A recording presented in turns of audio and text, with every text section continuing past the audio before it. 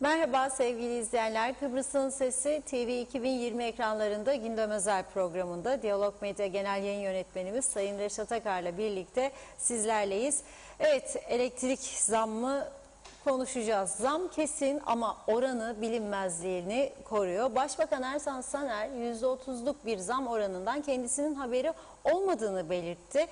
Sonradan öğrendiğini söyledi. Krizden çıkış içinse Eğitim Bakanı Olgun Amcaoğlu başkanlığında da bir komite oluşturulmasına karar verildi. Bu arada elektrik kesintileri başladı. Esas kesintilerin ise yarından sonra olacağı zaten biliniyor. Bu arada bir diğer konu, hep aşı diyoruz.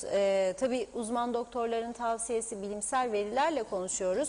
Gelen haberler de bu yönde. Sadece adada değil, dünyada da böyle. Güneyde 37 yaşındaki aşısız bir kişi koronavirüs sebebiyle hayatını kaybetti.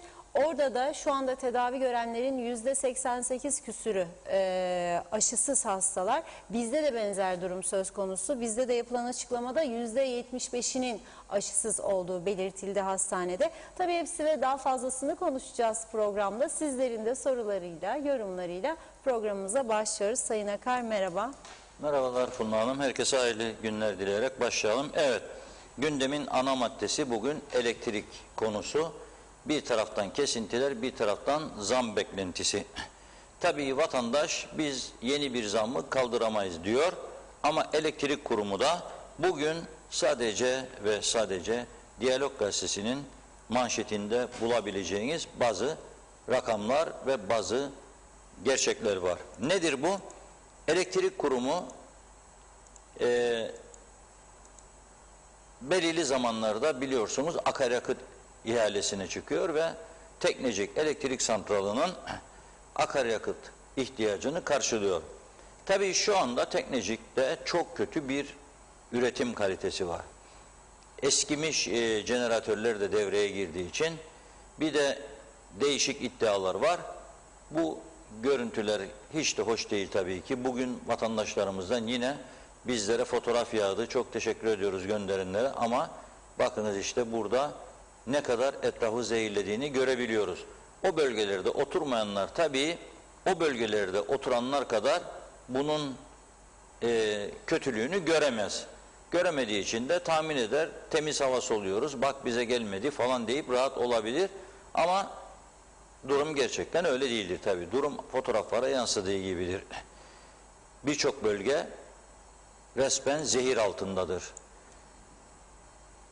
Elektrik kurumu yolda gelmekte olan akaryakıt için veya 10 gün içinde gelecek olan demek daha doğru akaryakıt için bir defa 150 milyon Türk lirasına ihtiyaç duyuyor. Bu 150 milyon lirayı bulacak ve akaryakıt parasını ödeyecek.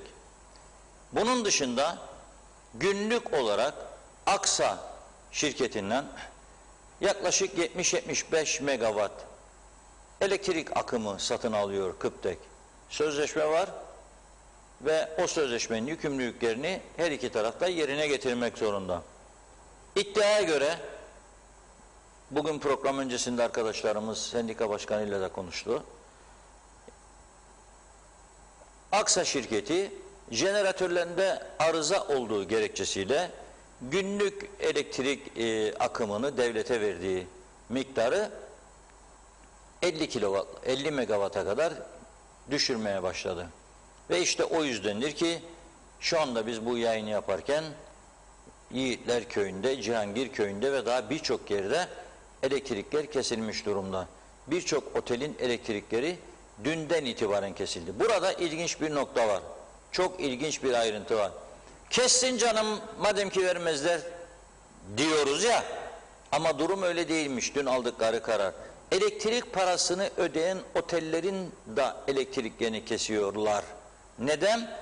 Bakıyoruz diyorlar hangi otelin jeneratörü var?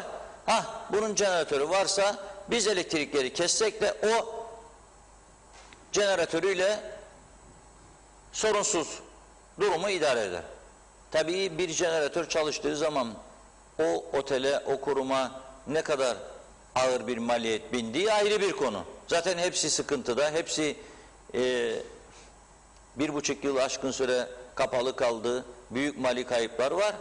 Bir de şimdi jeneratör durumu yüklendi. Nasıl olur? Siz borcu yok adamın elektrik parasını gününde ödüyor da kesiyorsunuz. Elektrik üretimi az, tüketim çok. Dolayısıyla bunu dengeleyebilmek için jeneratör olan otellerin elektriklerini kesmeye başladık. Dünden itibaren. Bunu en üst düzeyde bizlere bilgi aktaran yetkili söylüyor. En üst düzeydeki yetkili.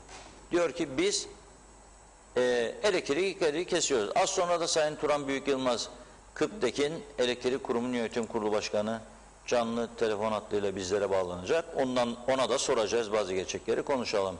Şimdi bu Aksaray'da 240 milyon TL ana para borç var diyorlar. Bunun bir de faizleri falan 270-280 milyon.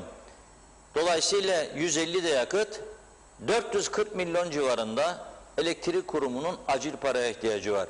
20 milyon civarında da personel maaşları ve sosyal yatırımlar, fonlar falan filan. Siz düşünün, 450 milyonun üzerinde bir acil paraya ihtiyacı var.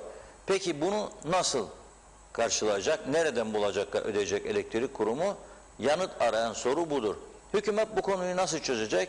O da bilinmez haldedir.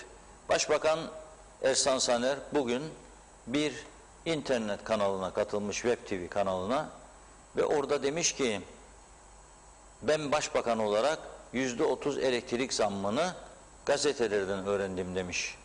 İlginç bir durum. Yani ona hiç bilgi vermediler diye şikayet etmiş. Ama bir de şu var, bu insanlar da aylardan beri sıkıntıları anlatıyor.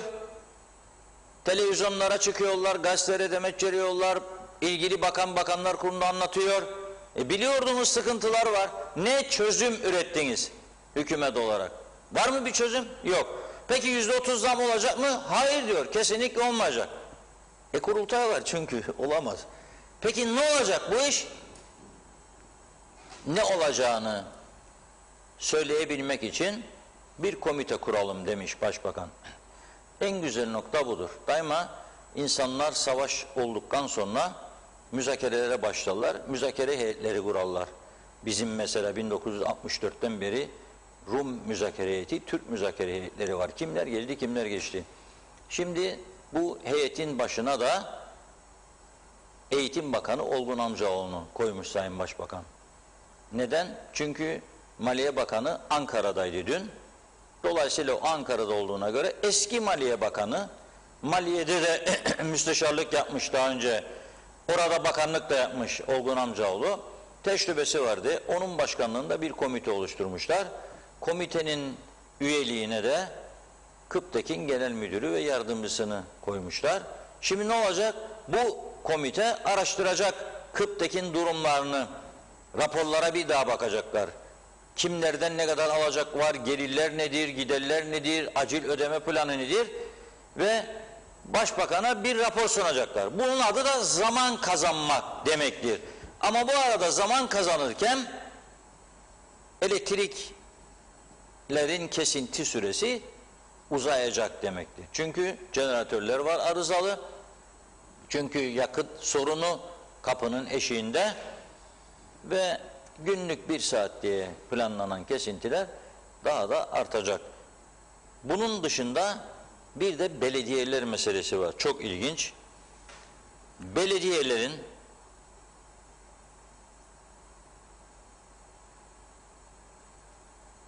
Belediyelerin Kıbrıs Türk Elektrik Kurumu'na 250 kusur milyon borcu varmış diyeceğim. Çünkü bir manevra ile bu borç miktarı düşürüldü. Manevra nasıl? Bakanlar Kurulu oturdu, toplandı, dedi ki 100 milyon lira faizleri sildim dedi veya 80 milyon. Var mı yetkisi? Varmış. Tam da bu kurum faturayı yazdığı zaman belediyelere akaryakıtı kaça alırdı, bugün kaça alır? Mutlaka faizi olması lazım. Vatandaşa faiz koyuyor mu bu kurum? Koyuyorsa belediyeye de koyacak. Sildim demiş 100 milyonu. Hadi. Geri kaldı 150 milyon. Bu 150 milyon da demiş 10 yılda ödeyin arkadaşlar. Yahut dolar geçen sene 5 TL'ydi. Şimdi 8'in üstünde 8,5 TL. 10 sene sonra dolar ne olacak? Akaryakıt dolarla alırlar. Eriyecek, bitecek demektir. Bu yani belediyelerin bütün borçlarını sildi, süpürdü demektir hükümet. Peki bu kurum nasıl ayakta duracak, nasıl yaşayacak? 2 tane çaresi var. Bir, yaşatmayacaklar, kapatacaklar. İsterse birisi gelip özelleştirilirse alacak. Ya da ikinci şahs devamlı zam yapacak. Vatandaşa ödetecek bunun bedelini. Vatandaş da bağırsa, çağırsa da elektrik istiyorsa ödeyecek bunu. Başka bir çaresi yok. Yani bugün %30'u kabul etmiyorum diyor, olmayacak diyor. Ama bir süre sonra %30'luk zam da yetmez diyebilecek yönetimler de gelebilecek bu ülkeye. Şimdi bir sonraki hükümet, eğer aynı hükümet olmazsa ne diyecek bize? O diyecek, çok borçlar, battı bitti kurum. Şimdi de öyle diyorlar. Dolayısıyla bunun bizi nereye götüreceğini kestirmek çok zor. Hattımızda mı acaba? Arıyor arkadaşlar şimdi. 2 dakika olur. Evet, Turan Büyük Yılmaz Bey'i bağlayacağız. Elektrik Kurumu'nun yönetim kurulu başkanı. Son durumu ondan öğreneceğiz. Yani bu komiteye kaç günlük bir süre verdiler? Kaç gün içinde raporunu hazırlayacak? Hükümet ne zaman tekrar bu konuyu ele alacak? Oradan öğreneceğiz. Evet, zannediyorum. Evet. Şu anda hattımızda. Turan Bey, merhabalar. Merhaba Funda Hanım, merhaba Reşat Bey. Selamlar Turan Bey, nasılsınız? Çok teşekkür ederim Reşat Bey. Sizler nasılsınız? Sağ olun. Elektrikler kesildikçe siz de geriliyorsunuz herhalde, değil mi? Yani üzülüyorsunuz. Mutlaka, yani üzülmemek elde değil. Bir taraftan kesinti, bir taraftan kapıda bekleyen borçlar, ödemeler.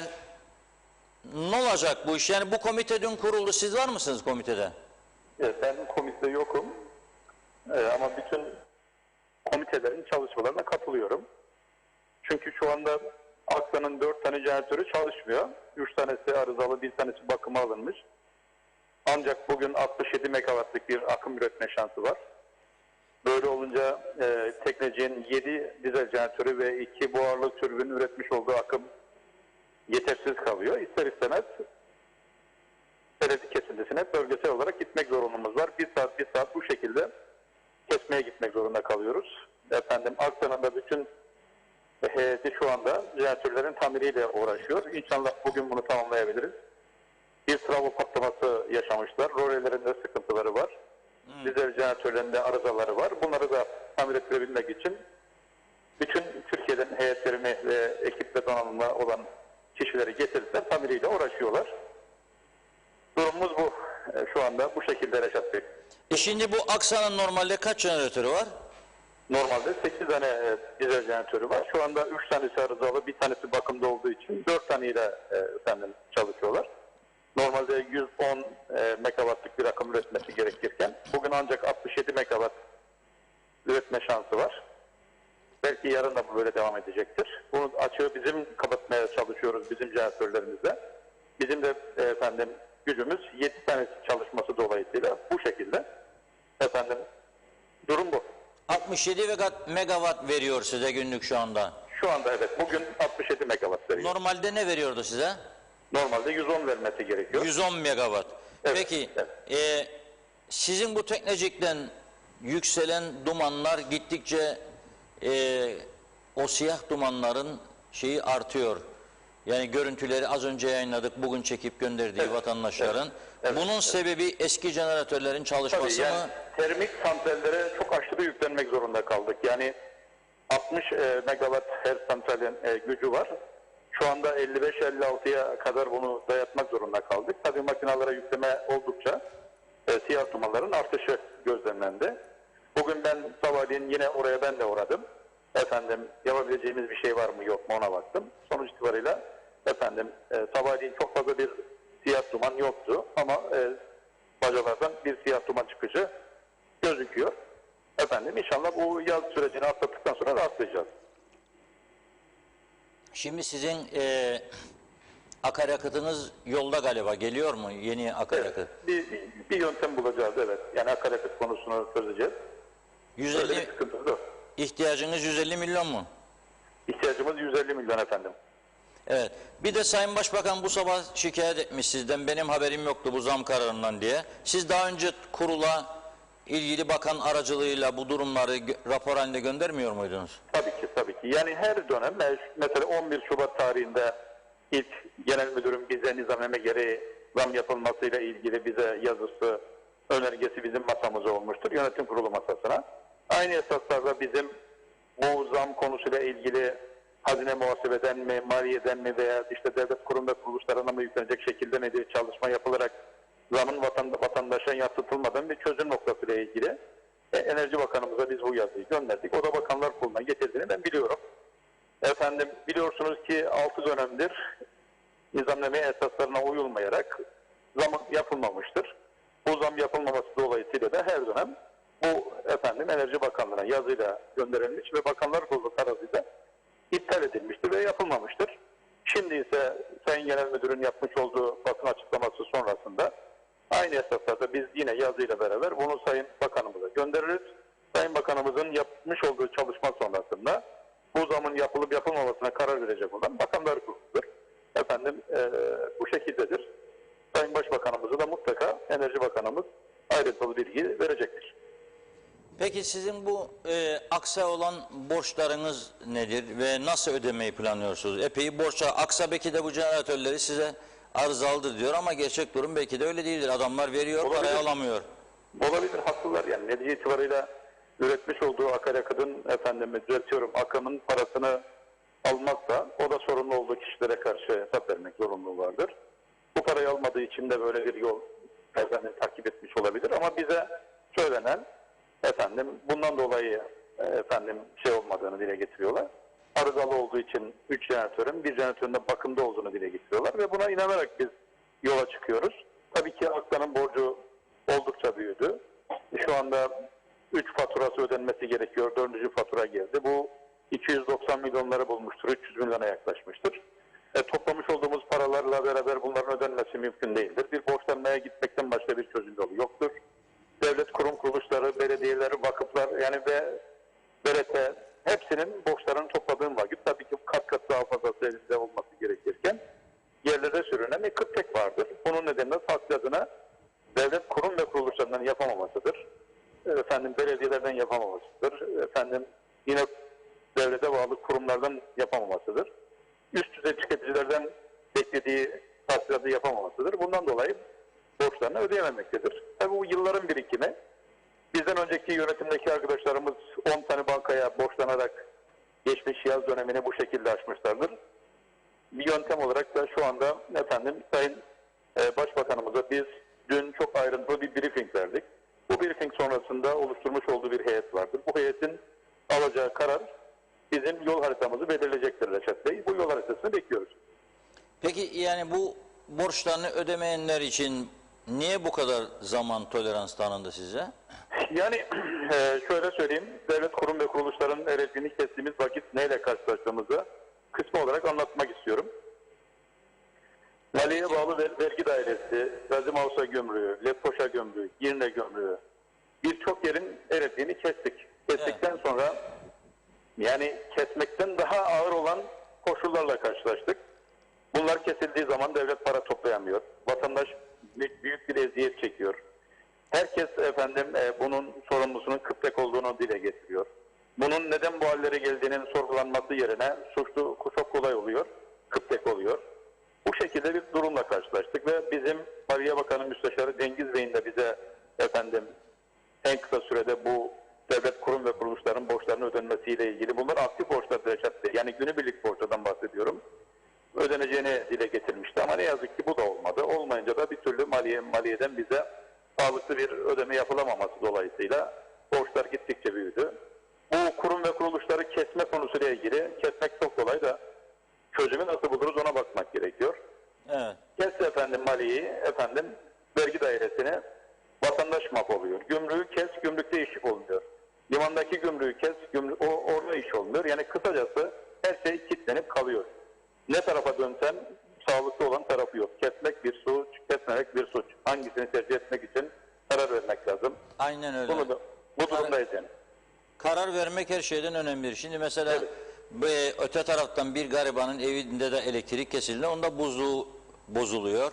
İçindeki yiyecekleri atmak zorunda Aynen kalıyor. öyle. Neticede o da Aynen sıkıntı yaşıyor. Onun için yaşayacaksa vergi dairesi ve gümrük dairesi ve diğerleri yaşayacaklar. Bırakacaksınız, yaşayacaklar. Evet. Tabii bu arada sizin o zaman da koltuğunuzu almak isteyecekler. Çünkü Yani inanın ki koltuk meselesi hiç mesele değil Reşat Bey. Yok, yaparlar Kesinlikle. yaparlar. Yani ben sizin yaptılar. şahsınızı Buna hiç takıldığım yok. Hayır, sizin şahsınızı söylüyorum. Size de yaparlar, başkası olsa da yaparlar. Sen kim oluyorsun ha devlet falan derler.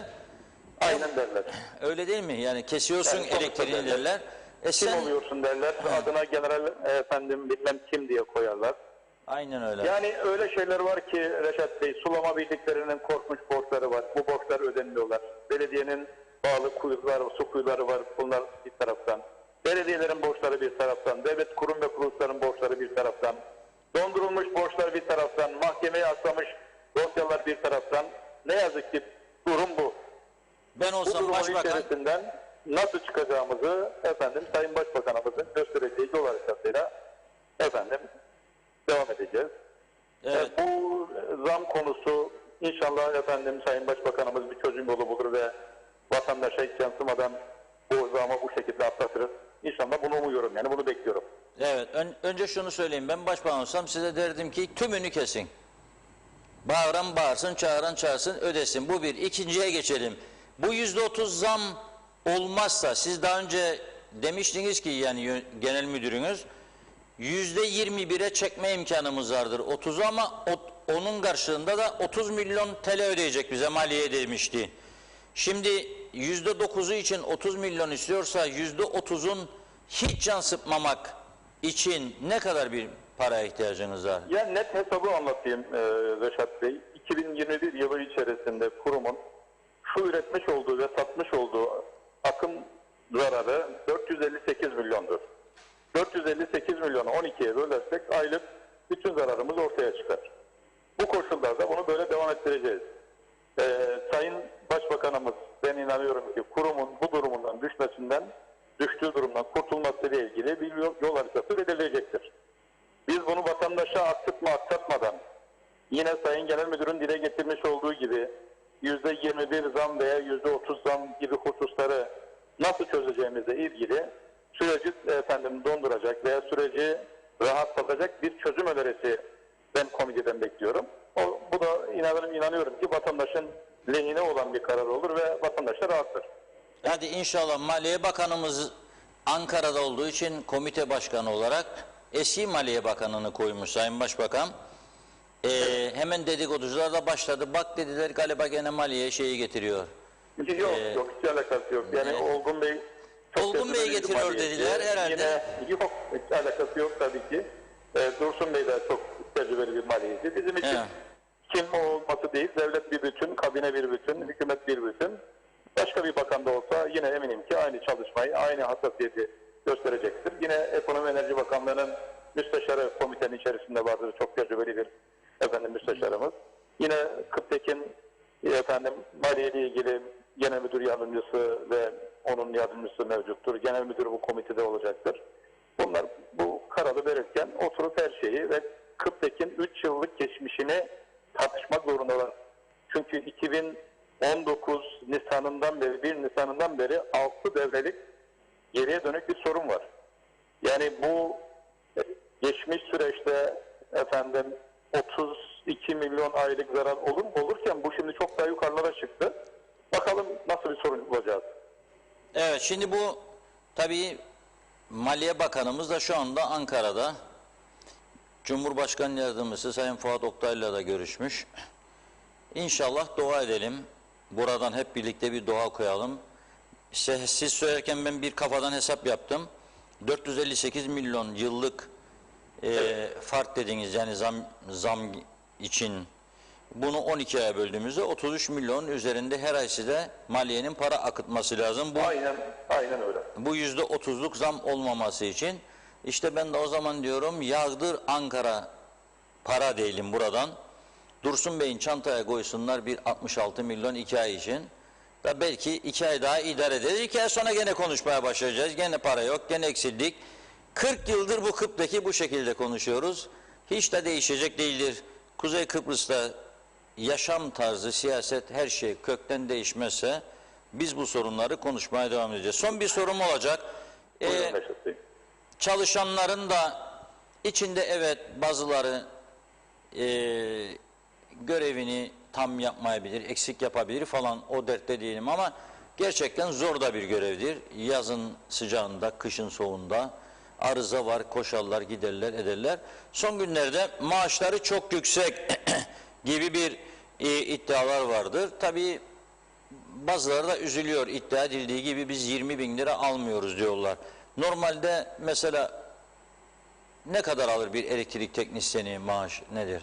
Yani 2011 sonrası girenler ve 2011 öncesi girenler diye bu iki bölüme bunu ayırmak gerekiyor. Toplu iş sözleşmesinin onlara tanımış olduğu haklar, geçmişten 1900'lü, 90'lı, 80'li ve 77'den itibaren olan hakların birikimi. Tabii ki Kıbrıs Türk Gelecek Kurumu'ndaki maaş olan arkadaşlarımızın maaşları diğer kurum ve kuruluşlardan, hatta parlamentoda görev yapan kişilerden daha üst seviyede olan maaşlardır.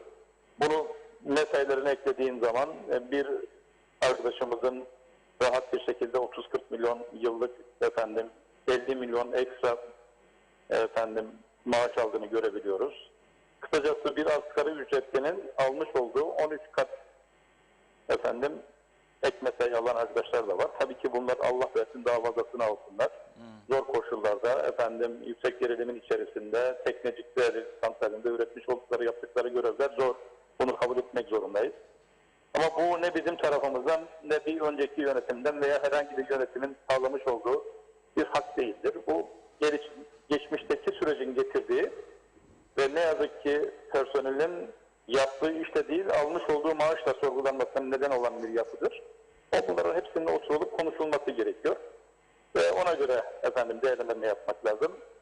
Mutlaka bu maaşı kat kat daha fazla hak edenler veya bu görevleri tam yapmayıp hak etmeyenler mevcuttur. Bunu hep beraber görebiliyoruz. Şimdi biz tabii sizinle konuşurken bu arada izleyicilerimiz de yazıyor. Şu anda Lefkoşa'da elektrikler kesildi diyor birisi. Doğru. Diğeri Doğru. Diyor ki işte tam sizin program başlayacağında kesildik. Bunu siz mi planlıyorsunuz yoksa sendika mı yapıyor bunlar bu kesintileri? Hayır, kesintiler planlı kesintiler. Anlattım yani şu anda Aksa'daki 4 jeneratörün görev yapmaması dolayısıyla Tekneci'nin üretmiş olduğu 7 dizel jeneratör ve 2 buharlı termik santralin ürettiği akım yetersiz kalması dolayısıyla 1 saatlik bölgesel kesintiler yapmak zorunluluğumuz vardır. Aksa'daki bu jeneratörlerin tamirleri biter bitmez bu kesintiler sona erecektir. Bu dönüşümlü kesintiler, çünkü pik değerler 343'e çıktı. Bu hiç beklenmeyen bir husustur. Yani tarihinde Kıbrıs Türk Elektrik Kurumu'nda 338'i hiç geçmedi pik değerleri. Ama biz 3-4 gündür 343'lerden devam ediyoruz. Yani 343 megawattlık bir akım üretip vatandaşa bunu vermeye çalışıyoruz. Bunu da karşılayamadığımız için bölgesel kesintiler yapmak zorundayız. Ben şu anda Ekonomi Enerji Bakanlığı'ndayım. Burada da elektrikler kesik. Yani Enerji Bakanlığı elektriği de kesik. Peki, bu da bize gösteriyor ki bir master planı yapılması gerekiyor. Kıbrıs Türk Elektrik Kurumu'nun geleceğini hazırlamak lazım. Kıbrıs Türk Elektrik Kurumu büyüyen Kuzey Kıbrıs Türk Cumhuriyeti'ne hizmet edebilmesi için yatırımlarını yapması lazım. Bu yatırımlar yapılmadığı sürece de bu sorunlar daha büyük şekilde önümüze gelecektir. Bugün bizler varız, yarın başka birileri gelecektir ama bunu bugünden konuşup planlamasını yapmak ve bu planlamanın sonrasında devlet politikası haline getirip vatandaşın önüne koymak gerekiyor Reşat Bey. Aksi takdirde çok daha büyük gelecekte sorunlar yaşayacaktır. Çünkü bu jeneratörler yaşlanmış olan jeneratörlerdir. 1996 yılına gelmiş olan 2 adet termik santrallerin yaşları 27-28'leri bulmuştur. Dizel jeneratörlerin hepsi çok yaşlanmıştır. Sürekli arıza yapmaları, çok ağır bedelleri bize ödetmektedir. Bundan dolayı hükümet olarak, devlet olarak oturup biz KTDC'nin enerji politikalarını çok daha düzgün şekilde hazırlamamız gerekiyor ve geleceğe yönelik bir 10 yıllık, 20 yıllık, 30 yıllık master planlarını hazırlayıp geleceğe o şekilde hazırlamamız lazım. Aksi takdirde de bugün 343 olan Efendim pik değerlerimiz büyüyen KKTC'de 1 yıl sonra, 2 yıl sonra 500'e çıkacaktır ki onları hiç karşılama şansımız olmayacaktır. Bugünden bunları düşünmemiz lazım. Evet, peki çok teşekkür ediyoruz verdiğiniz bilgi için. teşekkür ederim. Ama bu İyi kesintiler yayınlar diliyorum. 1 saatte sona erecek değil mi? Her bölgede birer saat mi? Bölgesel dönüşümlü yapıyoruz. Evet, birer saatlik. Evet. Evet, peki çok teşekkür ediyoruz Turan Ben Bey, sağ olun. teşekkür ederim. Görüşmek üzere. Evet, sağ olun. Evet, işin özeti elektrik kurumu da çıkmazda ve siyasilerin baskısı altında. Her dönem böyle olmuştu. Hangi parti iktidara gelirse gelsin siyasilerin baskısı altındadır bu kurum. Yönetim kurullarını o iktidardaki siyasi parti atıyor. Ondan sonra da yapılması gereken, ekonomik açıdan alınması gereken önlem olduğu zaman aman bekle şimdi zamanı değildir derler. Beklemenin faturası sonra kurumun üstüne yüklenir. Sonra bu kurum başarısızdır, çöktü derler. Sonra borçlar vardır, ödenemez derler. Sonra bu borçlar nasıl ödenecek? İşte biraz önce anlattım, belediyelere senin için 100 milyon dediler. Kimin borcunu kime siliyorsun sen? Yani şimdi ben bankadan 100 milyon borçlansam kimin hakkı vardır silin adamın borcunu demeye? Aynı durumdur bu da. Ama burası çiftlik gibi devleti yönettiğini iddia edenlerin kontrolünde, denetimde ve emirlerinde olduğu için buradan umut beklerse, varsa umut bekleyen birisi buyursun devam etsin. Benim umudum yok. Ya bu kadar zaman iyi kötü biz idare etti. Ya ama 2021 yılındayız ve elektriksizlikten kan ağlarız. Ne yapacak yani? 2021 yılında evde oturulmaz diyor. Bazı vatandaşlar hamam gibi diyor. Özelden yağıyor mesajı. Tamam hamam gibi. Ne yapabilirim? Yani yapacak bir şey yok. Gireceksiniz, araba varsa açacaksınız klimayı, içinde oturacaksınız ta ki elektrikler gelsin. Yapacak başka bir şey yok.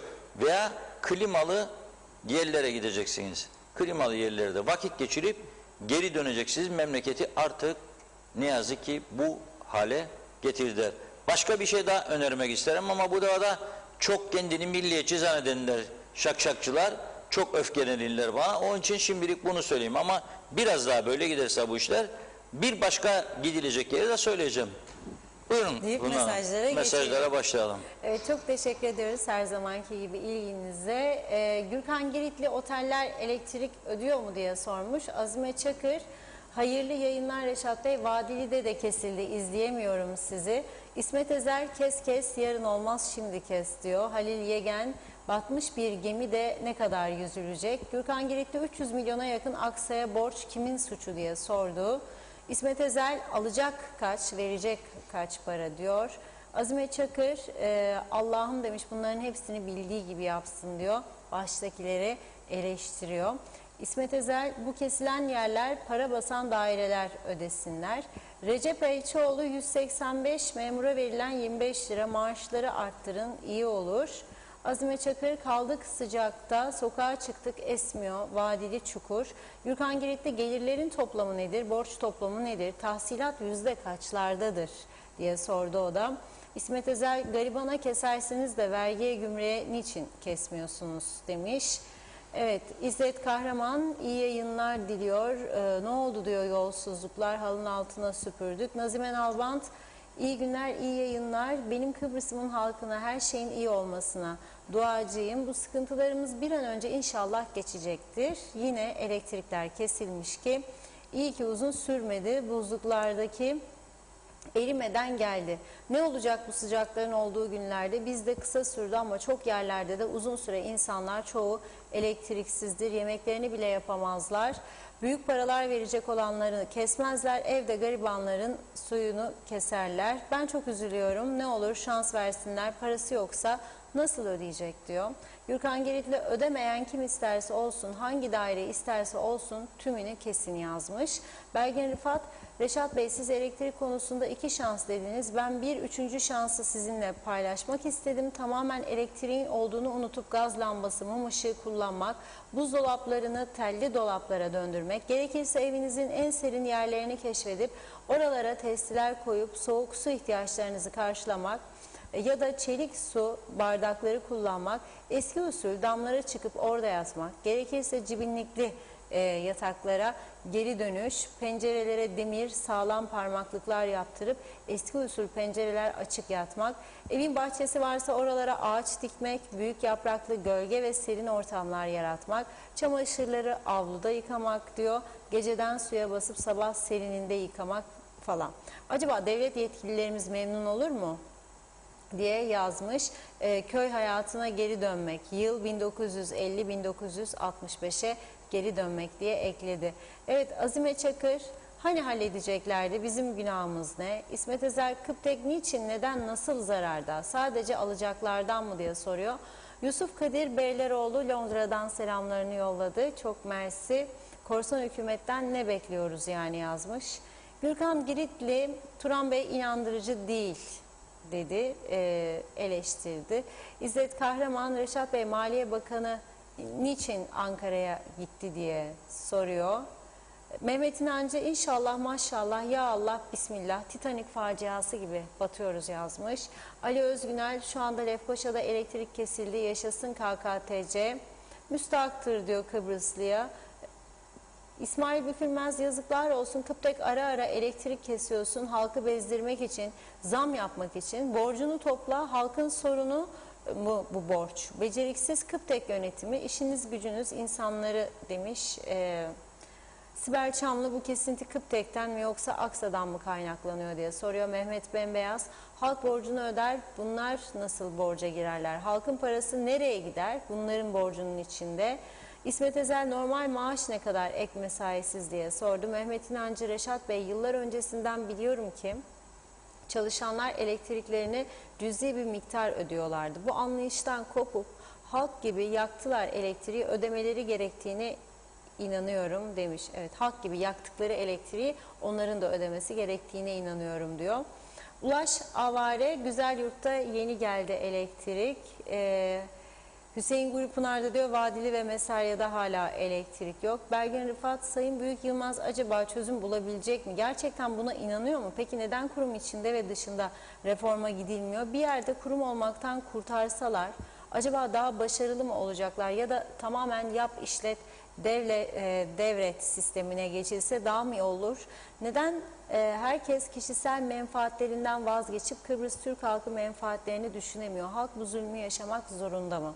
İzzet Kahraman, evet çözeceğim. Reşat Bey, Ankara'dan para istiyoruz, sonra bizi işte eleştirirler, laf söylerler diyor. Biz söylediğimiz zaman zam için eleştirdiğimizde de Rumcuysunuz, hainsiniz diye eleştirirler diyor. Hainlik ne yapacak, hain ne yapar diye sormuş.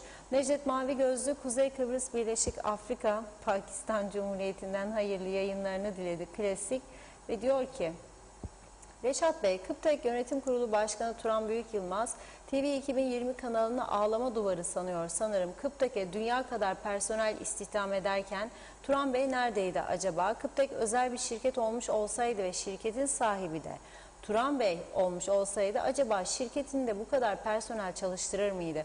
Bir de bu kadar maaş verir miydi ve personeline elektrik faturası ödetmez miydi? Tabii cebinden para çıkmayınca işte böyle oluyor ve bu Kıptek asla kâra geçmez ve halkın sırtına kambur olmaya devam eder yazdı. Belgin Rıfat, sanıyorum ilk defa bu kadar kısa yazdı Belgin Hanım. Biz başaramadık, başaramayacağız diyebilmek bu kadar mı zor dedi. Yılmaz Yüksek, gelmiş geçmiş en kötü Kıptek yönetimi. Yıllardır yaşamadıklarımızı bunlar yüzünden yaşıyoruz. Çok merak ediyorum, acaba Kıptek'teki maaşlar, Maraş'ın yarısında elektrik var, yarısında yok. Bu mazotun sonlarının habercisidir. 30 yıldır böyle bir şeyi bunlar sayesinde yaşıyoruz demiş. Belgin Rıfat, Sayın Büyük Yılmaz'a sorun diyor. Hani 100 ya da 150 kişinin idaresine mi kaldı ya da insafına mı demeli? Sayar Eker, bu devirde bu devlete Beylet Bey'i gelse de işler görülmeden örtbas olur diyor. Evet. İsmet Ezer yine, her gün dikilen apartman iznini vermeseydiniz diye yazmış. Abey Hüseyin, işin özeti çözüm Reşat Bey. Sibel Çamlı, Ortaköy'de elektrik kesildi, 1 saat sonra geldi. Kasım Soyutok, az yesinler diyor. Metin Maraş Ali, hoş vakitler, kolay gelsin, iyi yayınlar diledi. İsmet Ezel, bir ay sonra benim de borcum var. 2000 lirasını silin diye yazmış. Belgin Rıfat, kangren olmuş bir bacaktan koşmasını beklemek gibi bir şey. Nasıl olsa o kurumdakiler elektrik parası bile vermezler diyor. Necdet Mavi Gözlü, hiçbir senedir yatırım yapmayan Kıptek ileriye dönük yatırım yapmaktan bahsediyor. Bu kadar zaman niye yatırım yapmadınız diye size sorarlar Turan Bey ve ben yine de yatırım yapacağınıza asla inanmıyorum.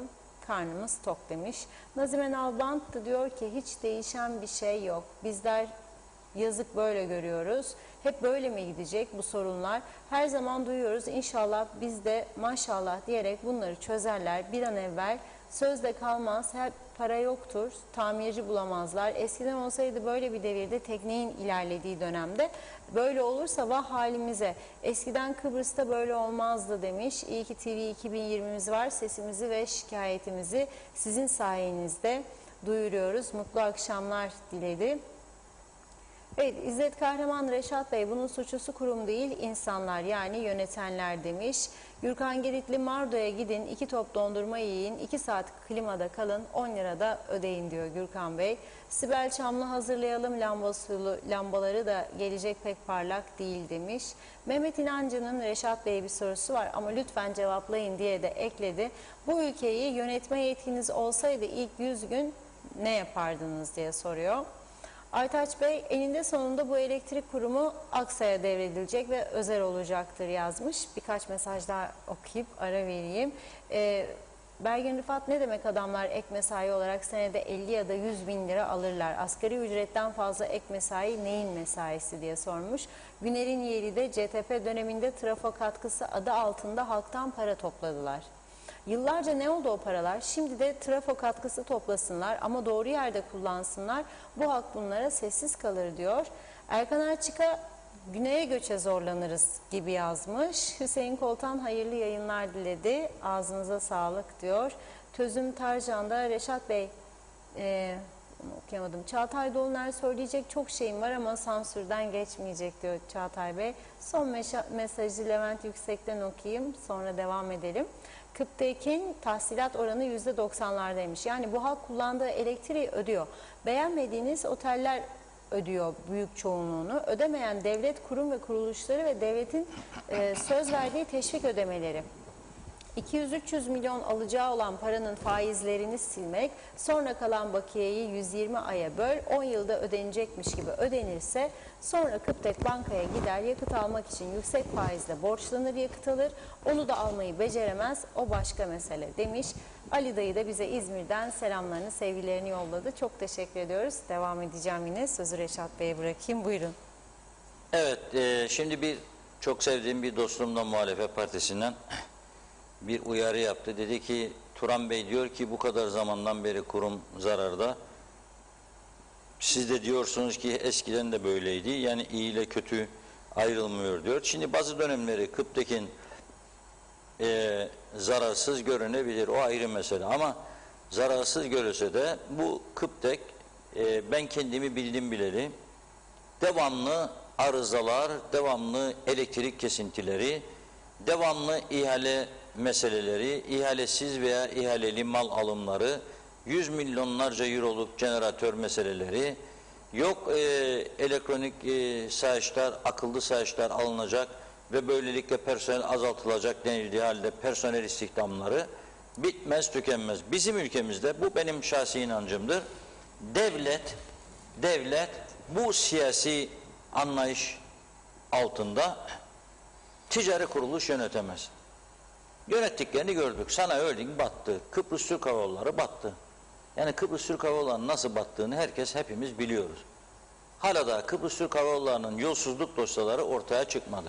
Hala da bir uçağın motorunun neden Singapur'a götürüldüğü de 5 milyon doların harcandığı, nereye verildiği bu paranın, neden oraya götürüldüğü ve neden sonra 400 bin euro civarında para, dolar civarında parayla Frankfurt'ta tamir edilebildiği bir yığın mesele vardır. Bunlar ortaya çıkmış değildir.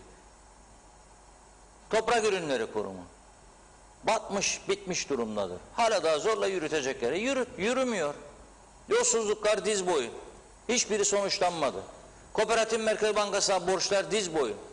Duruyor. Kim ödeyecek? Sarı çizmeli Mehmet Ağa. Herhalde bir gün Türkiye öder diyorlar. Ödemeyecek. Ben olsam ben de ödemem. Ama gene bir inat bir murat, toprak ürünleri yaşayacak. Telefon özelleştirilmeyecek. Zaten telefon yok şu anda, büyük ölçüde bitmiştir. 2 GSM şirketine teslim etti sağ olsun ülkeyi yönetenler bu ülkeyi. Onlar da istediği gibi vuruyorlar palayı. İşte arada bir son zamanlarda bir şeyler yapıyorlar. Biz de katkı yaptık gösterelim diye. Ama normalde bu ülkeye yapmaları gereken katkıların hiçbirini yapmıyorlar. Önemli meselelerde hiç ortada yokturlar. Bu ülke aşısız kaldı. Aşıya yardımcı olalım demediler. Bu ülke test kiti bulamadı. Biz getirelim 100.000 tane, 1 milyon tane demediler. Bu ülkenin okulları sorun yaşadı. Açılamadı yüz yüze eğitim. Biz yardımcı oluruz demediler. Bakın dün örnek verdim. 50.000 tane tek kişilik sıra yaptırmış Güney Kıbrıs. Hadi bizim ne yapsın? Okullar da yüz yüze açılacak. Nasıl? Bütün veliler panik içerisinde. Öğretmenlerin aşısından söyledik. %90 aşılandı canım diyor. %10 da aşısız var demektir. İdari personel var. Nerededir? Niye aşılanmıyorlar?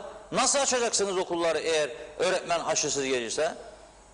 Ve öğretmen ben aşılanmam kardeşim dediğinde ne yapacaksınız? Hayır, bunu açıklayın bilsin veliler, hepimiz bilelim vatandaşlar olarak. Ne yapacaksınız? Arkadaş ben aşı olmuyorum diyen bir öğretmeni okula alacak mısınız, almayacak mısınız? Açıklayamazlar. Çünkü neden? Kurultay var. Ardından seçim var. Onun ardından bir seçim daha var. Yapamazlar. Yani siyasetin değerini düşürdükçe düşürdüler. Hepimizde bir güven bunalımı vardır siyasete karşı.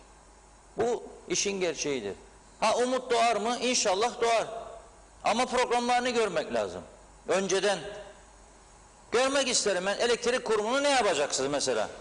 Özelleştirecek misiniz? Hayır. Ne yapacaksınız? Özelleştirici. Ama yapmadınız daha önce. Özelleştirin hadi.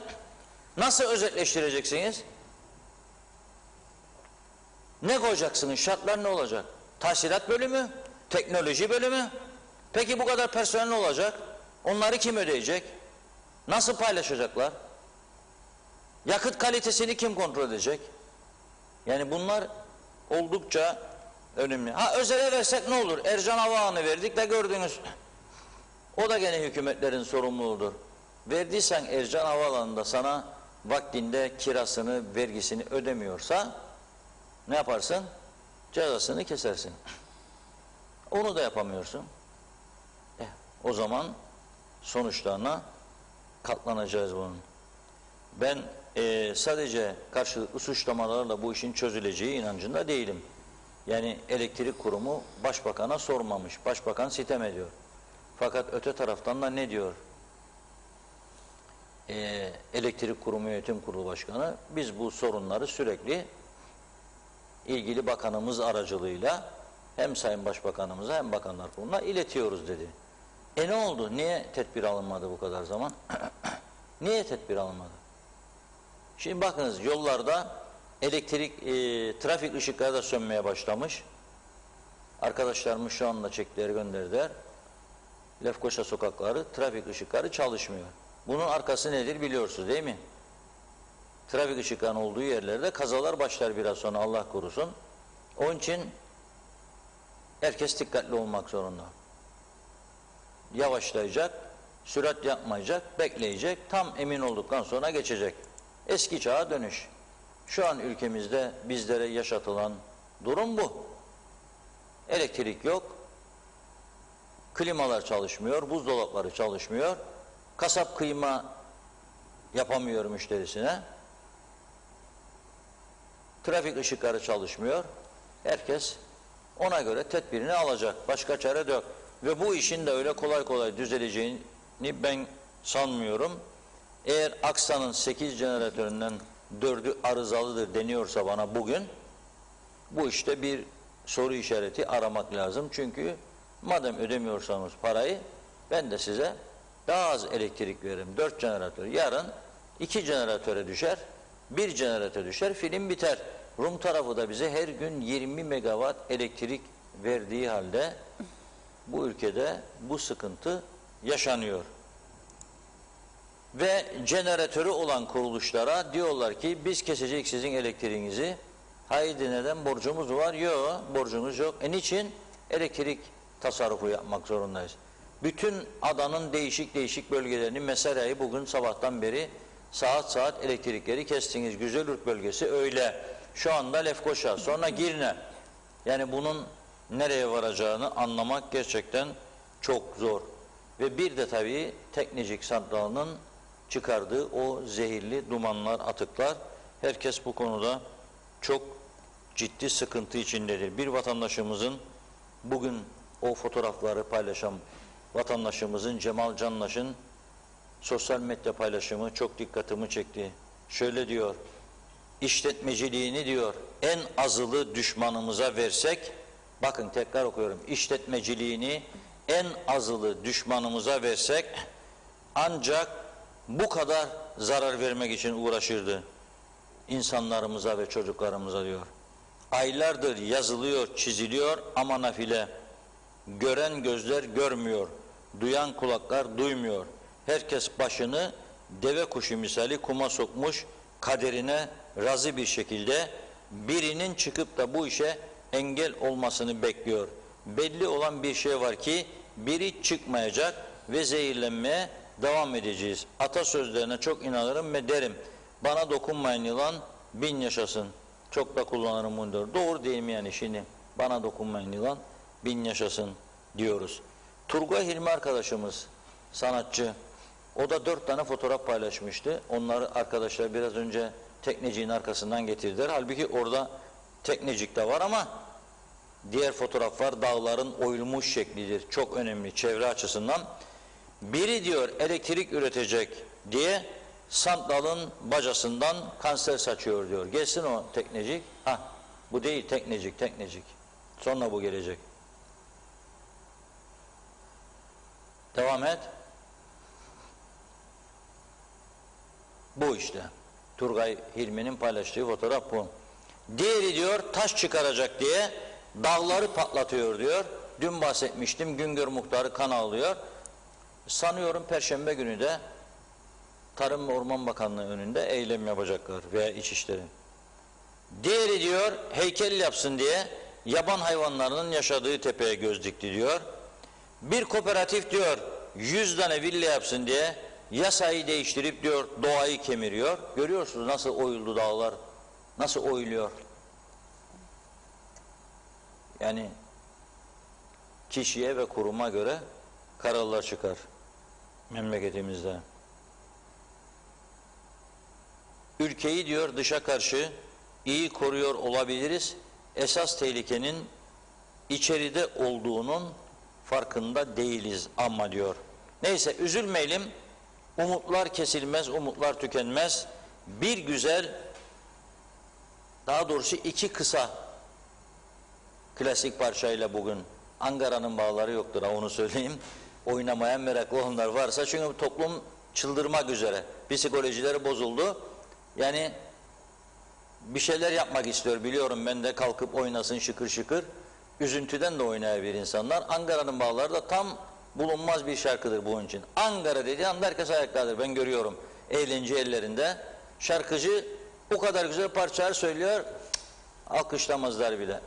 Ne zaman Ankara dedi mi herkes ayakta başlıyor şıkır şıkır oynamaya. Ama bu parçalar öyle değil. Telif hakkı da olduğu için 2 şarkı, 2 valsdır bu. Kısa kısa yayınlayalım, biraz ruhumuz dinlensin, sonra devam edelim.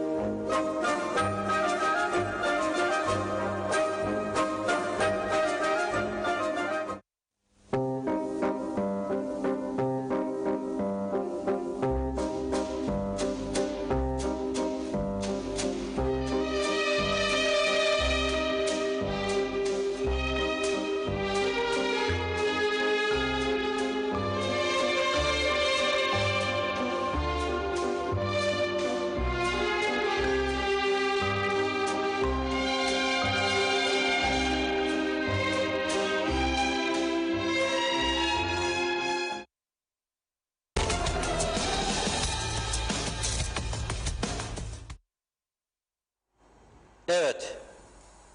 Beğenen olacak, beğenmeyen olacak. Nereden çıktı bu gıy gıy gıy gıy diyenler de olabilecek. Kusura bakmasınlar. Ama ikisi de çok meşhur. The Second Waltz, birisi André Rieu'nun parçasıydı. Gerçekten mükemmel. Diğeri de The Gramophone Waltz. İki tane vals çaldık sizlere. Değişik değişik türleri dinletmeye çalışacağız. Biraz mesajlardan gidelim. Evet, aktarayım. Dilerseniz de sonra Evet. bir başka konumuza geçelim. Yücel Barbaros'la başlayalım. Önümde ilk onu görebiliyorum. Siz de takip edebilirsiniz tabii ki. Yücel Barbaros, elektrik kurumunun idarecileri bu yaz döneminde elektrik ihtiyacının tavan yapacağını hiç hesaplayamadı mı? Bu kadar becerileri yoksaydı orada oturmasınlar. Mahmut Can, ödeyenlerden kesiliyor, ödemeyenlerin keyfi yerinde diyor. Selda Kurtulmuş, elektrik yok, bir haber bile dinleyemiyoruz.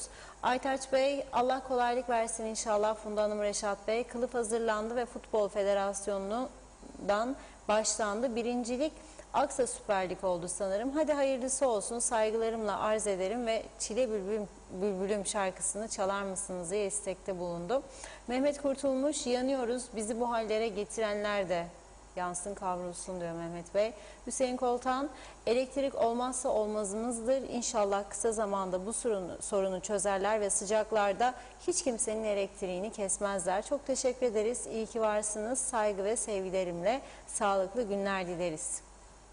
Tema Yavaş Londra'dan selamlarını yolladı. Çok teşekkürler. Londra'da kesildiğini hiç hatırlamam. Yalnız ödemesini yapmazsanız kesilir elektrik. Gülden Özaydınlık, yakındır hep beraber komşuya gideceğiz insanca yaşamak için diyor. Selim Göçmenoğlu, evet artık bu halkın bizi yönetenlere inancı ve güveni kalmadı. Kıbrıs Türk halkını belirsizlik ve ekonomik sorunlar Kıbrıslı Türkleri bitirecek. Asiye Hanım iyi yayınlar diledi. Çok mersi size de. Hasan Akıncı, Kıptek çalışanı çok cüzi miktar ödedikleri için her şey serbest diyor. Evden markete gezmeye giderken bile klimalarını açık bırakabiliyorlar yazmış. Pardon, yani bazen de kendinin ve bazılarının faturasının altını çiziyorlar diye de ekledi mesajına. Bergin Rıfat, Maliye Bakanı gitti zannedersem sorunlardan usanıp kaçtı. Belki de küçük bir kaçamak ya da kaçış ve maalesef bir resmi programı da yok. Sayın Davutoğlu'yla görüşebilirmiş. Hiç böyle bir açıklama yapılır mı? Bir önemli bakanlıktan mişmiş diye de ekliyor. Tözüm Tarcan, Reşat Bey milliyetçiler kızar diye söyleyeceğini söylemedi, olmaz ki diyor. Ömer Bozkara vezirler elektrik kurumu çalışanları elektrik faturasını öder dedi. Bilmeden yanlış yorum yapmayın diye de ekledi. Ayşe Ömer Balkaya kolay gelsin diyor. Berken Rıfat, keşke birileri gidip bu santrali zaten günün birinde patlayacak demiş. O zaman belki akılları başına gelir. Evet, İzzet Kahraman, çözeceğim İzzet Bey. Reşat Bey, CTP zamanında santrali aldılar ama UBP saldırdı. O zaman yönetim yine CTP'nindi. Peki UBP ne yaptı? Kıptek'e neler söylesinler diye yorumladım mesajınızı İzzet Bey. İnşallah doğrudur. Mehmet Kurtulmuş, çok şükür elektrik geldi diyor. Gözünüz aydın Mehmet Bey. Mehmet İnancı, Reşat Bey, tüm yöneticiler de almasınlar ama akıl tutulması var. Acilen B12 vitamini takviyesi yapmalılar. Selçuk Özenli, iyi yayınlar. Utanmaya, gurur meselesi yapmaya gerek yok. Elektrik konusunda gidin güneyden faydalanın. Su konusunda da aynı problem. Evet, Bergen Rıfat, İngiltere'deki Kıbrıs Türk Hava Yolları'nın kasası ve banka şubelerinde duran sterlinler nereye gitti? 5 yıl öncesine kadar oldukları binada kiracı olarak kaldılar. Bu nasıl oldu ve o paralar nereye gitti diye soruyor. Yusuf Karaahmet, 500 milyon dolar kredi ne oldu? Para yok diyorlar yazmış. Evet, bakıyorum. Vedat Özkan, Kıptek'in en yetkilisi net 17 bin lira maaş alıyormuş. En yüksek maaş alan 176 kişiymiş. Ortalama 200 kişi en yüksek maaş alan kişilerin toplam aylık maaşları 4 milyon lira. Korkunç bir rakam diyor. Çağatay Dolner, bir Kıbrıslı Türk olarak utanıyorum, midem bulanıyor yazdı. Nazime Nalbant, bir de yurt dışına gidecek olanlara çok zorluk çektirirler. İnsanlar 2 aşı yaptırdı ve hatta ben de dahil 3. aşıyı da yaptık. Yine düşünüyoruz. Çok kişiler de düşünüyor. Aşı ne yazık ki istemezler. Ne olacak böyle aşılar olmazsa? Covid de bitmeyecek. Lütfen yapın. Aşılar sizleri koruyacaktır. Bakın aşı olmayanlar daha çok hasta olur. Üzgünüm, saygılarımla. İzzet Kahraman, Reşat Bey'e yazdım diyor geçen günde. Evet, Mustafa Armancı, Girne Yeni Liman yolundaki trafik ışıkları en az bir ay var çalışmıyor. Cihangir Özyer, Türkiye'm halledecek abi, az sabır yazmış. Mehmet Akın, iyi yayınlar Türkiye'den diyor. Vedat Özkan, ucuz elektrik güneşle, barajla, rüzgarla ve çöple elde edilir. Para vererek elektrik üretmek, ısınmak için sobada para yakmak demektir.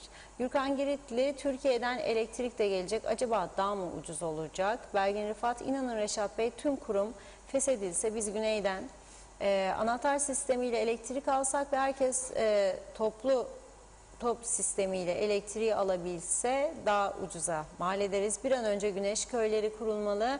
Gerekirse herkesten bireysel olarak bunu yapmalı. En azından ışıksız, TV'siz kalmaz insanlar dedi. Sayar Eker, adada senaryoyu yazanlar hem kör hem kulaksızdırlar diyor. Vedat Özkan, bir kanalda Polis Emekli Derneği Başkanı bir itirafta bulundu. Polis müdürlüğünde birçok pozitif vaka taşıyan memur olduğunu söyledi.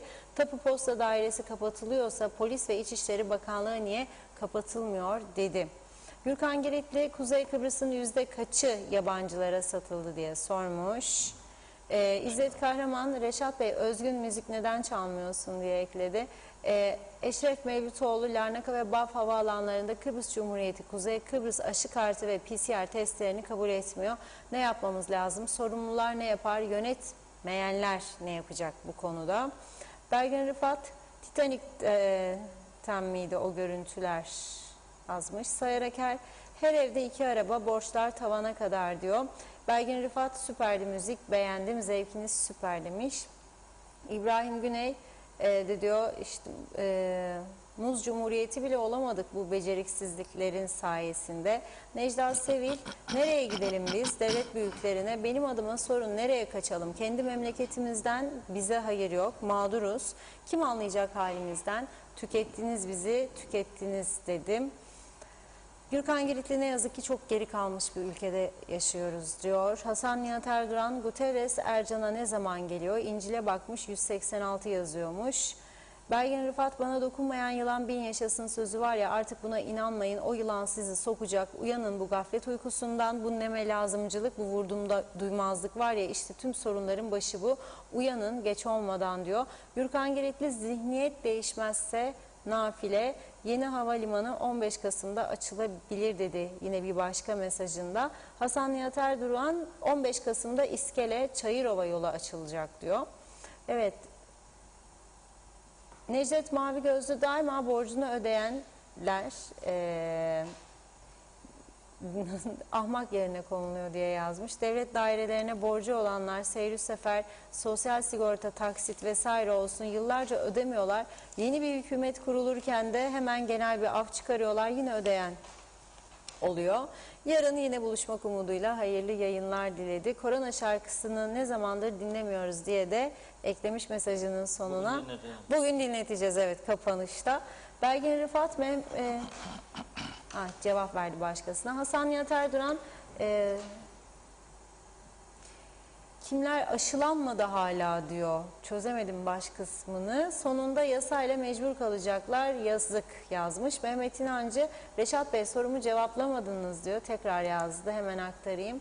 Lütfen cevaplayın. Bu ülkeyi yönetme yetkiniz olsaydı ilk 100 günde ne yapardınız? Mustafa Özcan, Kıptek'le ilgili kurulan komisyonun başına Sayın Amcaoğlu'nun getirilmesi maliye ve ekonomi tecrübesi bakımından olumlu bir gelişme. Yalnız Sayın Amcaoğlu aynı zamanda Milli Eğitim Bakanı ve okulların açılmasına 13 gün kaldı. Bu 13 günde okullar hala aşılanmamış öğretmenler için ne yapacaklar? Çok merak ediyorum. Okulların açılmasına bu ilgisizlikle girilirse okulları açık tutmayı başaramazlar ve velilerin bir yıl daha kayıp yaşamasına çok da olumlu tepki vereceğini sanmıyorum. Sağlık Üst Kurulu'nun açıkladığı 15 Ağustos'tan itibaren değil, hemen şimdi ve çok hızlı bir şekilde aşısız öğretmenleri aşılamak hem yeni sınıflar yapıp hem de yeni öğretmen istihdamı sağlayarak öğretmen başına düşen öğrenci sayısını azaltmak zorundalar. Sınıfların havalandırması ve hijyen önlemleri etkinleştirilmeli. Aşısız öğretmen ve veli kalmamalı. Hem öğretmenler hem öğrenciler için yaygın PCR ve hızlı test taramaları yapılmalı. Özellikle çocuklarını devlet okullarına gönderecek ailelerin de yakınması olan çocuklarımızı okullar açıldığı gün yığılmadan uzak tutmaları, hatta okula birkaç gün göndermeyerek okulların açık kalmasına katkı sunulmalı diye düşünüyorum, yazmış Mustafa Bey. Murat Uzun, Sayın Sunat Atun'un Enerji Bakanlığı döneminde elektrik kurumu vergi rekortmeni oldu. O yıllarda hiç elektrik zammı yapılmadı. Yönetmek herkesin harcı değil. Başkanlık sistemine hemen geçmeliyiz. Liyakat diyor. Mustafa Kaldırım, Türkiye'den elektrik gelsin, daha önce de su gelmesin diyenler, su geldiğinde 2.30 kuruş geldiğinden beri aynı fiyatta alıyoruz. Elektrik de gelsin artık demiş. Cemal Dakkor, Salamis bölgesinde de elektrik yok diyor. Nasip Fikret, Asilkanlı, Teknecik bacalarından fışkıran zehirli simsiyah dumanlar geri kalmışlığın simgesi olarak devam ediyor. Cemal Eker, bu ülkenin bir restart tuşu olsa 83 öncesine geri dönebilsek, yazmış. Barış Erdoğan, hayırlı yayınlar, soruyorum, bu memlekette adalet, yargı var mı? Acaba biri söylesin, bu kadar beceriksiz görmedim. Asgari ücret çalışanları asgari ücret yükselsin beklerken zam haberleri geliyor. Yazıklar olsun. Sayar Aker de diyor ki İzlanda'ya beslemelik gidelim, bitsin şikayetler. Hasan Nihat Erduran, ambargolar bugün kalksa 5 yıl sonra Kuzey Kıbrıs'ta neler olur Reşat Bey demiş. Vedat Özkan da Kuzey Kıbrıs'ı düze çıkartıp yönetmek için bir, çok acil 2 milyar dolar lazım, 2, dürüst milliyetçi siyasiler lazım dedi.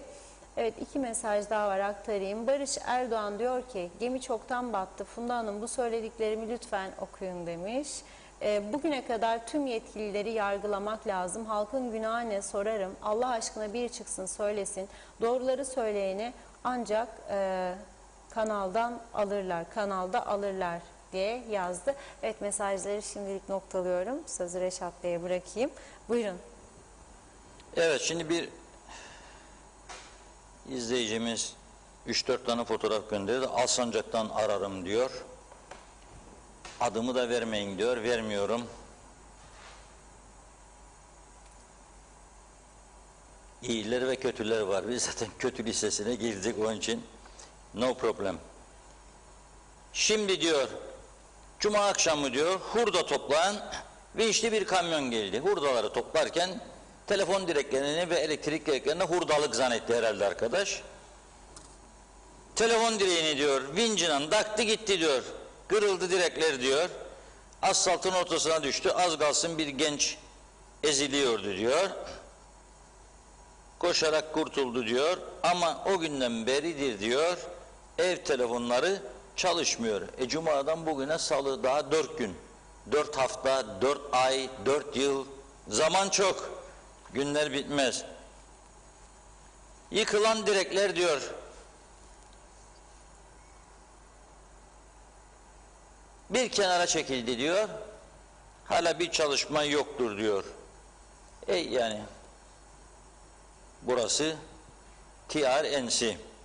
Evet, yıkılan yıkıldığı yerde kalıyor. Ya Başbakanlığın önünde, dilimde tüy bitti söylemekten. Başbakanlığın önünde tam o ışıkların bir orta refüjler, daracık böyle elektrik direkleri var. 2 tane farklı, 2 tane direk, elektrik direği son 10 yıl içinde trafik kazasında koptu. Yerden yukarıya 1 metreden daha kısa kaldı elektrik direkleri. Kablolar dışarıda atıl vaziyette. Kaç tane başbakan geçti 10 yıldan bugüne oraya girip çıkan başbakanlar. Aynı yolda Dışişleri Bakanı, aynı yolda Ulaştırma. Kaç tane geldi geçti? Bir tanesi bile yüreği sızlamadı. Ya bizim buraya gelen giden memleketin en önemli yeri burada Ortaköy ışıkları. Daha bir dikelim bu direkleri ya, çağıralım. Bu açıktaki kablolar çok tehlikeli. Umurlarında bile olmadı. Daha büyük meseleleri çözmekten dolayıdır bu tabii. Çok büyük meseleler var. Yani mesela bugün Türkiye'de gördüm.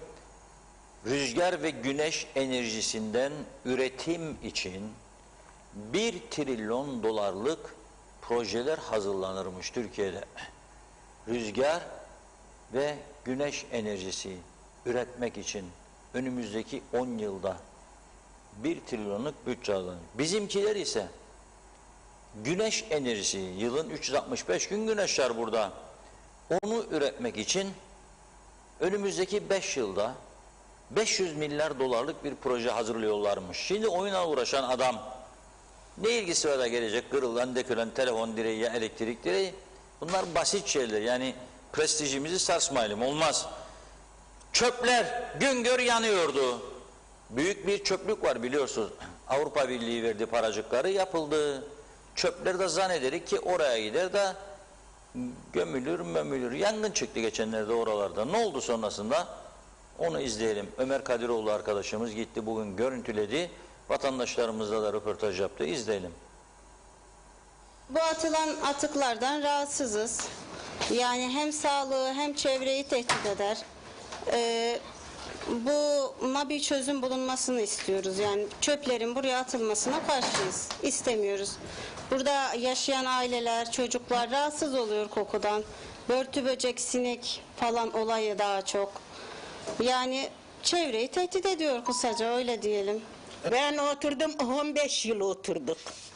Halen de oturuyor. Evet. Şu anda bu arka tarafta bir çöplük alan vardı. Evet. Duyarsız kişiler tarafından çöpler buraya getirilip dökülüyor. Yani Şu anda belediye de buraya çöplerini dökmeye başladı. Nasıl Evet. değerlendirirsiniz bu durumu?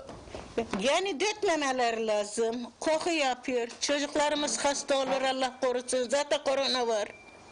Bu koronadan olmaz dökülmez buraya. Yani çocuklarımız çıkıyor, oynuyor. Hani diyeyim, yollarımız pis olur. Çamur olur, çal getirsinler atsınlar, ışıklandırma yapsınlar biraz bize. Ben direkt kendim babamla birlikte oraya gittik. Oradaki o pis kokuyu biz zaten kendimiz duyduk, aldık kokuyu. Etrafı da gördük. Çok kötü bir durumdaydı ve biz bundan çok rahatsızız. Çünkü hem çevremizi kirletiyor, hem temiz havamızı kirletiyor. Ve biz burada yani yaşadığımız süreç boyunca sürekli buraya pis atıklar döküldü. Daha önce molozlar dökülüyordu, sıkıntı olmuyordu. Çünkü herhangi bir pislik durumu olmuyordu o molozlardan. Kokuyor. Evet. Fakat şu anda bu dökülen pis atıklar bizi çok rahatsız ediyor. Hem kokumuzu kirletiyor, hem börtü böceğin oluşmasını sağlıyor. Biz pencereyi açtığımızda, havaya aldığımızda pis bir hava alıyoruz ve bu hiç hoşumuza giden bir durum değil. Bunun çözülmesini istiyoruz açıkçası.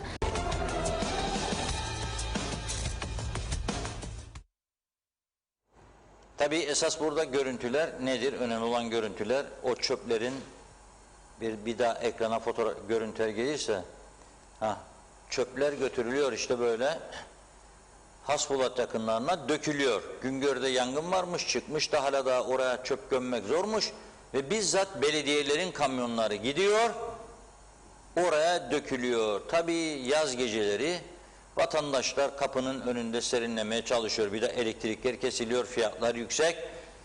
Tabii temiz hava solumak ister gece değil mi? Hasbulat'tan yükselen kokuları afiyetle çekiyoruz içeriye. Sonra da kanser diye bağırıyoruz. Kanserden patlama var.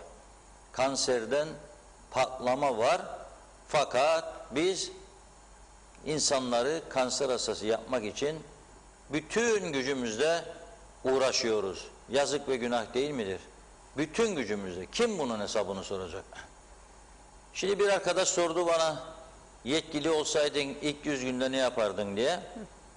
Vallahi yetkili olsaydım ilk 100 gün değil herhalde ama ilk bir ay içerisinde 28 belediyeyi çok rahatlıkla 8'e düşürürdüm. 20 tanesini kapatırdım. İlk bir ayda. Hiç şakası yok bu işin. Bitti. Ondan sonra şikayet eden edecek.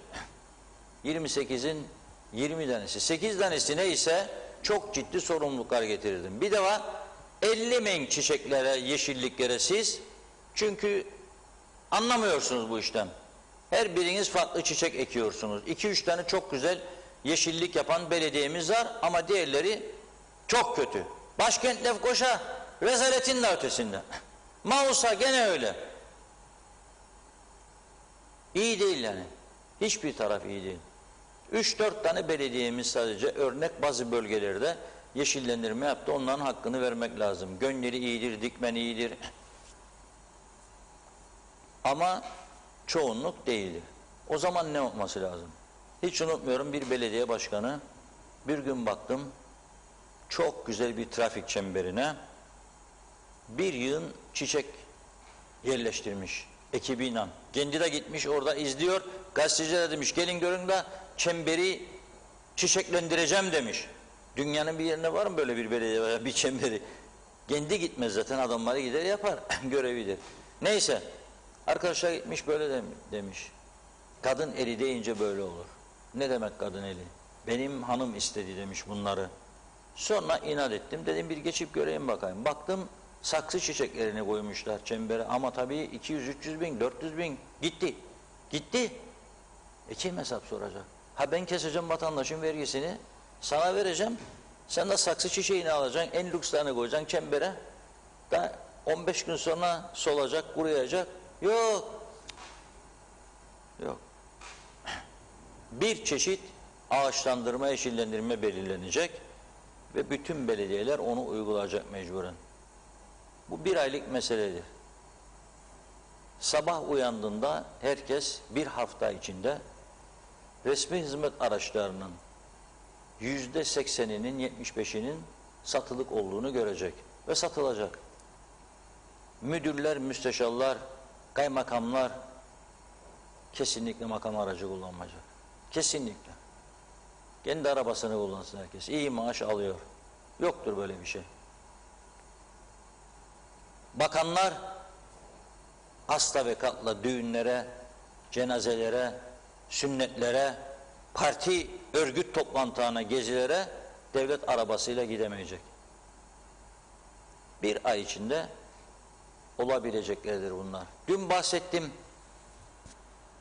Aynı eve 20 bin, 20'şer bin, 40 bin giriyorsa emekli maaşı diye vergisi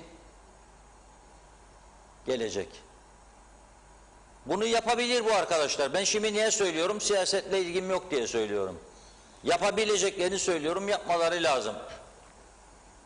Yapabileceklerini söylüyorum ama ekliyorum da yapamazlar diye. Neden yapamazlar? Çünkü parti meclisleri var. Değişik meslek gruplarından arkadaşlar orada oturur tartışırlar. Birkaç tanesi bağırırsa dağıtırım ortalığı da kabul etmem bunu. O iş orada biter. Bir zaman denedim ben, gördüm. Bir güzel şarkı bestelenmişti parti için, seçim şarkısı. O şarkıyı bir meyhanede o köyün insanlarına, muhtarından başta o köydeki delegeler, melegeler dinletmek istediler. Dinlettiler. Ben de oradayım tabii. Nasıl buldun dedi bir delegeye arkadaşımız, şarkıyı dedi. Şimdi ben de bakıyorum. Adam dedim Mantovani Orkestrası'nda kaç sene çalıştı herhalde, onun için soruyor ona. Yani köyde delegedir ama yani köy delegesi olmak demek müzikten anlamaz demek değil. Ya da dedim Ankara Devlet Konservatuvarı'ndan mezundur. Arkadaş böyle dedi köyde. Yani dedi birazcık daha şey olursa daha şey olacak dedi. Ve gazetecilik şeyi var ya, tutamadım kendimi, anlamadım dedim. Daha şey olursa daha şey ne demek yani dedim. İşte öyle birazcık daha şey olursa dedi, daha şey olacak dedi. Şarkıyı dinlettik tabii, mecbursun. Dinleteceksin. Ondan oy bekleyeceğim, verecekmiş de parti MYK'sı, parti meclisler geçirecekmiş de geçmeyecek. 28 belediyeyi 8'de düşüremeyecekler. Düşüremediler ha bu kadar zaman. Şimdi birbirimize masal gazel mi okuyalım ya? Düşüremediler. Düşüremezler. İmkanı yok, imkanı yok. Bu şekilde ağlayacak. Sonra da bize diyecekler o taraf daha güzel. Haydi gidelim o yani. Zaten başladı gitmeye bazı insanlar. Bunu mu istiyorsunuz ya? İstemiyorsanız toparlayın ülkemizi. Neyse bugün burada bu kadarla noktalayalım. ve çoktan dinlemediğimiz korona şarkımızı edelim ama tabii okunması Öncesinde gereken evet, bir iki mesaj var. varsa Onları da okuyalım ve aktarayım. bitirelim. Evet, öyle veda edelim. Hıdır Kurnaz iyi yayınlar. Yücel Barbaros, elektriğin planını bile yapamayan bir yönetim ancak bu halka taş devrini yaşatır. Hasan Nihat Erduran, çare 27. sayfada dediğine sizin Diyalog Gazetesi'nde vergi reformu ve faturalı hayat. Evet, bakıyorum. Ve aynı zamanda diyor ki Hasan Nihat Erduran, şehir içinde LTB'nin battı herhalde, Avrupa Birliği yapsın bari. Avrupa Birliği haspolat arıtma mı var sadece demiş. Ayşe Güner Mertcan, selamlar hepinize. Ülkemizde çok sayıda aşılı ve işsiz öğretmenler vardır. Aşılanmak istemeyen öğretmenlerimize bu hatırlatılmalı. Hürmetlerimle Londra'dan Güner Bey. Mustafa Özcan, biraz önce atılan tweettir. Türkiye'de Bahçeşehir Koleji aşı olmayanları işten çıkaracak, bize çip takacaklar diyen öğretmenle çalışmamız mümkün değil açıklaması yapıldı diyor. Hasan Nihat Erduran, Dikmen'i isim vermeyeyim şimdi, cevap hakkı doğacak. Bakıyorum okumadığım mesaj. Vedat Özkan, tekrar yazıyorum demiş. Kıbrıs küçük bir ada. Bu büyük bir ülkenin imkanları yok, yeraltı kaynakları yok, barajlar yok. Kuzey Kıbrıs'ta artan her bina, her insan artışı Kıbrıs halkına sorun olarak dönecektir. Halkın kullandığı atık su, gıda atıkları olan çöp sorun olarak denize dökülecektir. İnsan sağlığını da tehdit edecek diyor. Son olarak Mehmet İnancı, kara Mercedesler satılsın Sayın Akar, bütün halk kalkınır, kasada patlar diyor. Evet, bugünlük mesajları burada noktalıyorum. Reşat Bey, eklemek istediğiniz bir şey var mı? Evet, bugünlük herkese veda ediyoruz. Selam ve sevgilerimizle diyoruz. İnşallah daha güzel haberlerle birlikte olmak umuduyla. Biz de size çok teşekkür ediyoruz her zamanki gibi sevgili izleyenlerimiz. Programı noktalıyoruz ama korona şarkısıyla noktalıyoruz. Yeniden görüşünceye dek hoşçakalın.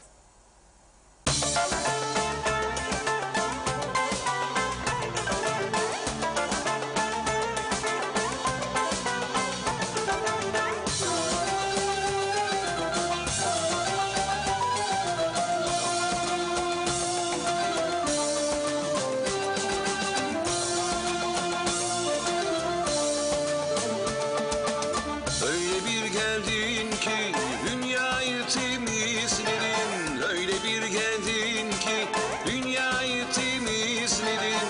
Ne uçak kaldı ne tren, ne vapur kaldı ne kamyon. Sen neymişsin be korona?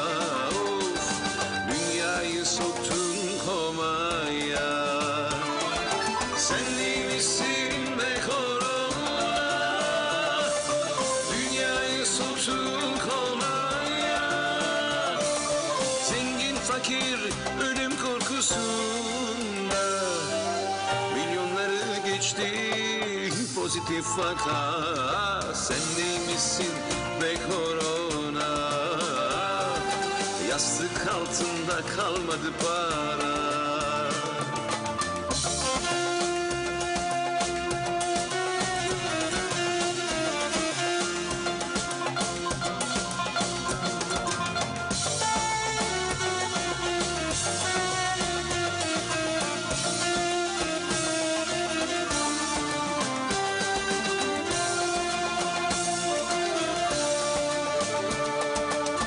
Birincisi yetmedi, geldi ikinci dalga. Milyonları buldu, attı pozitif faga. Dünyayı soktum derin bir komaya. Herkes ölüm korkusunda. Sen neymişsin be korona? Dıştan gelene mecburi karantina. İşin kolayını buldular yasaklarla. Kepenkler indi çarşı pazarda. Yastık altında kalmadı para. Sen neymişsin be korona?